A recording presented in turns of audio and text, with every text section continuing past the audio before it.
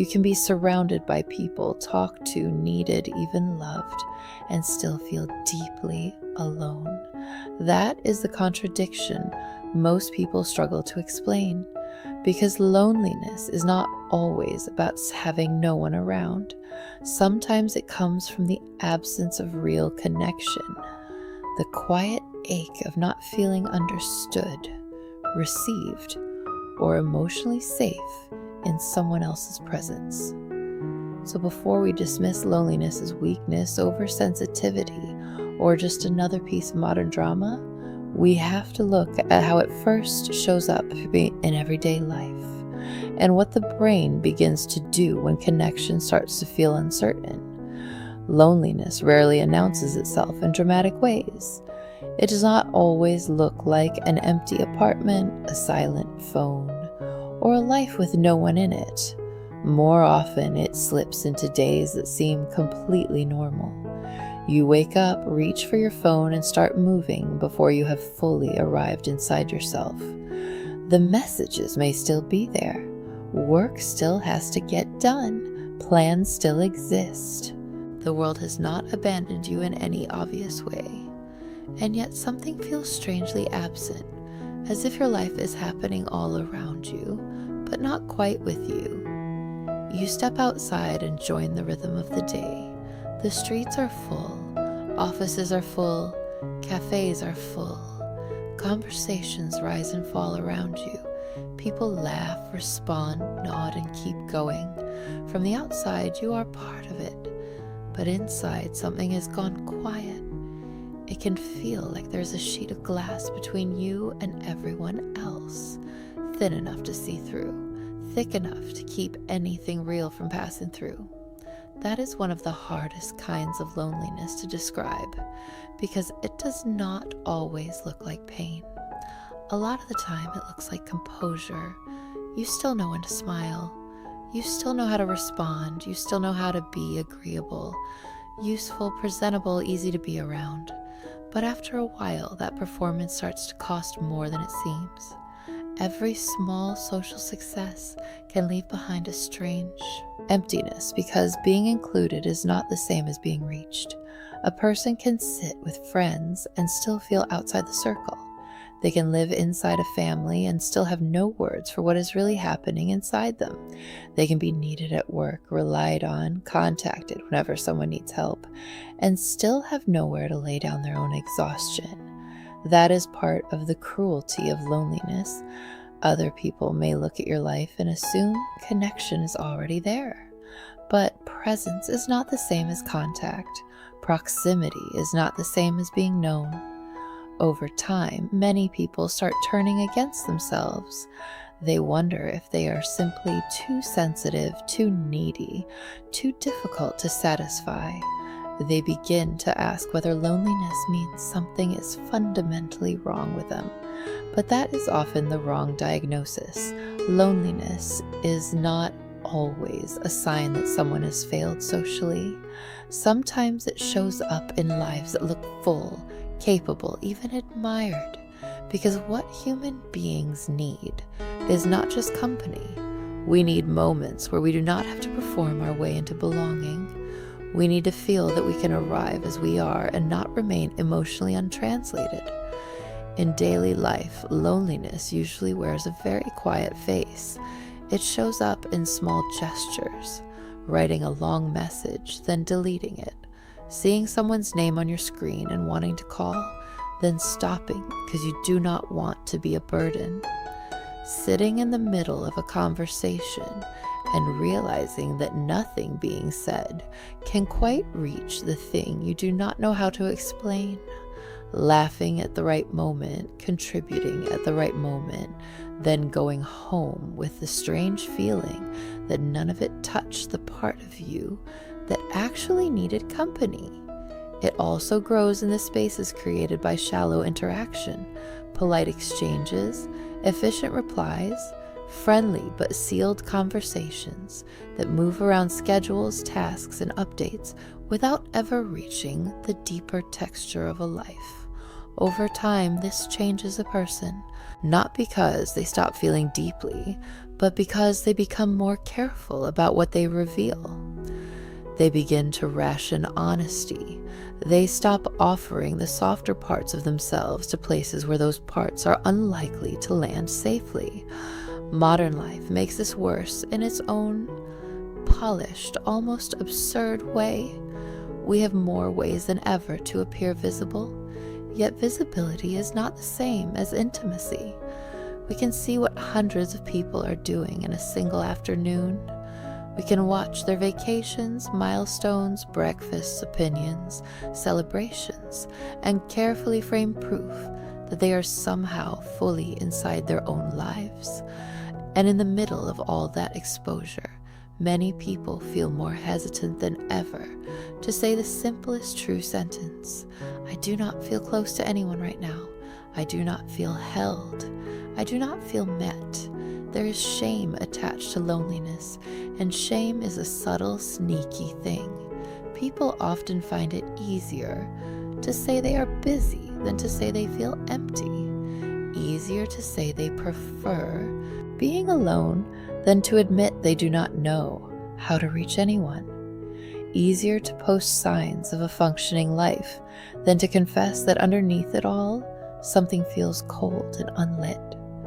The result is a strange social theater where many people are quietly starving for connection while trying very hard not to look hungry. Culture shapes this experience too.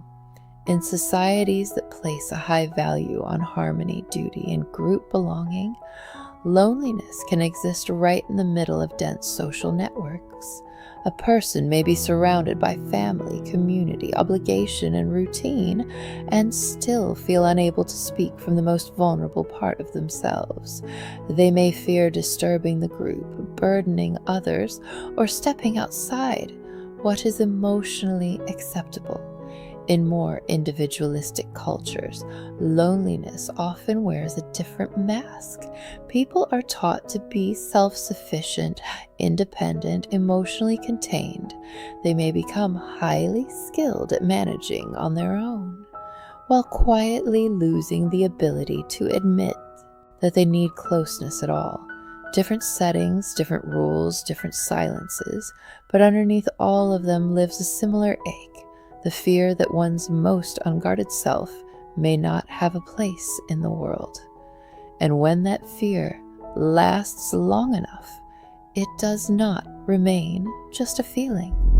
It begins to shape the way the brain reads reality. Human beings did not evolve as creatures meant to live completely detached from one another. Across a very long history, connection has not simply been pleasant. It has been tied to safety, regulation, survival, which means loneliness is not processed by the nervous system as some purely poetic condition. Prolonged isolation, or even the felt sense of unreliable connection, can begin to register as a form of social uncertainty, and uncertainty makes the brain more watchful. That watchfulness changes things. A person may begin scanning faces more carefully, reading tone more anxiously, interpreting delayed replies as rejection, neutral, expressions as disapproval, pauses as proof that they somehow got it wrong. This does not necessarily mean they are irrational. It may simply mean their nervous system has become more alert to signs of exclusion. The brain, trying to protect them, starts looking for danger in the social world. And here's the cruel little trick. The more alert you become, the harder it is to relax. The harder it is to relax, the less natural connection feels. And the less natural connection feels, the more likely you are to hold back, second guess yourself, or withdraw before anything can truly reach you. Then the loop begins. A small moment of disconnection creates a thought. Maybe I do not really belong here. That thought creates an emotion, heaviness, distance, a quiet internal coldness. That emotion shapes behavior. You say less, reveal less, expect less, retreat faster, protect yourself sooner. that behavior lowers the chance of having a real corrective experience of connection. And when genuine warmth becomes rarer, the brain takes that as confirmation. The original fear starts to feel like fact. This is how loneliness becomes self-reinforcing without anyone fully realizing it. On the surface, it may just look like a person becoming more reserved, more self-contained, less likely to reach out. But underneath, the system is narrowing. The shoulders tense, breathing gets shallower, rest becomes harder. A low-level vigilance settles into the body like background static. After a while, a person may not even realize how guarded they have become. It simply starts to feel like their personality. And this matters because seeing loneliness this way softens blame. It suggests that a lonely person is not broken in some moral sense. They may be adapting to a long absence of felt safety. Their system may have learned little by little that openness is costly and closeness is uncertain. That is where healing has to begin, with a different question, not the impatient one. How do I stop feeling lonely as fast as possible, but a more precise one? What makes my system contract like this? In which relationships do I have to perform? In which spaces do I become vigilant? And where, with whom, under what conditions, does my body soften even a little? Because the answer is not always more people, not necessarily more events, more networking, more talking, more noise. Sometimes one honest conversation does more for a lonely nervous system than 100 perfectly competent social exchanges. Sometimes the first step is not building a larger circle, but admitting the truth without contempt. I feel far away. I feel unseen. I am tired of pretending this does not matter. Healing loneliness is rarely dramatic. It usually begins with very small signals the nervous system can actually trust. Someone listening without rushing to fix you. A message that is simple but genuine. A moment where you do not have to calculate whether your feelings are too much. Less performance, more presence, less display, more contact. There are practical dimensions to this too, though they are often less glamorous than people want them to be. Slowing down enough to notice when you are shutting down. Reducing the noise that keeps you overstimulated but emotionally underfed. Making room for embodied life again. Sleep, breathing, walking, routine, eye contact, a quieter environment, steadier rhythms, fewer interactions that leave you feeling even more absent than before. These things do not solve loneliness by themselves, but they help create the conditions where connection becomes more possible. What the nervous system needs over time is new evidence. Evidence that not every attempt will end in rejection, that not every silence means dismissal, that not every closeness demands self-erasure, that there are relationships where you do not have to become a more convenient version of yourself just to remain welcome. In a more group-oriented culture, healing may involve learning to express need without feeling ashamed for disrupting the peace. In a more individualistic culture, it may involve learning that dependence and weakness are not the same thing. The path may look different, but the destination is remarkably similar. To experience connection, not as performance, but as permission to exist more fully. There will also be seasons when this is not easy at all. When loneliness has lasted too long, even hope can start to feel suspicious. Trust may not return just because someone says the right thing once, and there is nothing shameful about that. If emptiness, isolation, or emotional exhaustion have been there for a long time and are starting to affect sleep, work, relationships, or your basic ability to care for yourself. Turning toward trustworthy support or professional help is not failure. It is another way of moving back toward connection.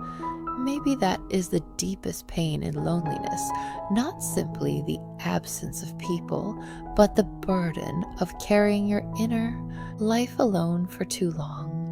And maybe that is why the beginning of healing can feel both so small and so profound. Not a dramatic rescue, not a sudden transformation, just one moment in which you are no longer bracing for your own existence to be too much.